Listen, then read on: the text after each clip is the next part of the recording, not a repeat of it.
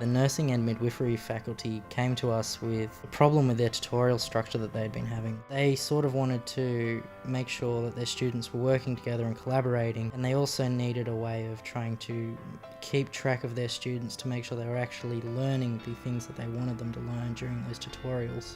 In the beginning, we kind of had to spend a lot of time doing requirements engineering and design documentation up front.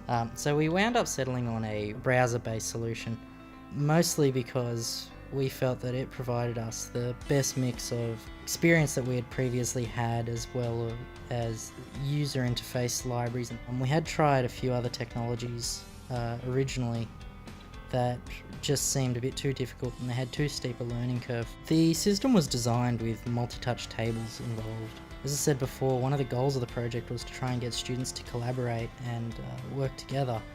And one of the easiest ways of doing that is to actually break them off into small groups and put them all around a central point. And for us, that was going to be a multi-touch screen. Groups of around 4 to 6 sort of gives you a good mix between a group of people that are able to generate ideas and conduct conversation amongst one another, but without being so big that it actually becomes difficult to manage. We needed a library that was high enough level that it would be easy for multiple people to develop with, but low enough level that we could actually get access to like raw touch information. It's definitely beneficial to us as students to have this experience, because we're no longer talking about I just need to get this problem done. I need to actually think about the larger issue and the impacts of what changes I make and what this could mean for not only other people in the group but for the client, and how does this solve their problem. And it definitely breeds innovation, because it's no longer this well-defined formal spec sheet.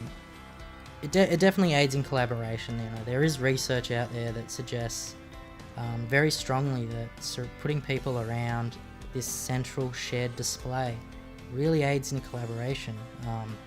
It allows them to easily sort out ambiguities, and using direct gestures such as pointing to say I'm speaking specifically about this instance of this thing right here. So I definitely think we did well to actually accomplish proper collaboration among people. Another one of the features would be the fact that it is web-based. It actually runs on lots and lots of hardware. It runs on iPads, Android devices, it runs on computers with any web browser. It's actually quite easily accessed from almost any piece of multi-touch hardware that's out there today. Especially towards the end, for a lot of us, this was a very long, hard slog. This is a 2-semester long project with an honours project attached, and it's definitely extremely demanding.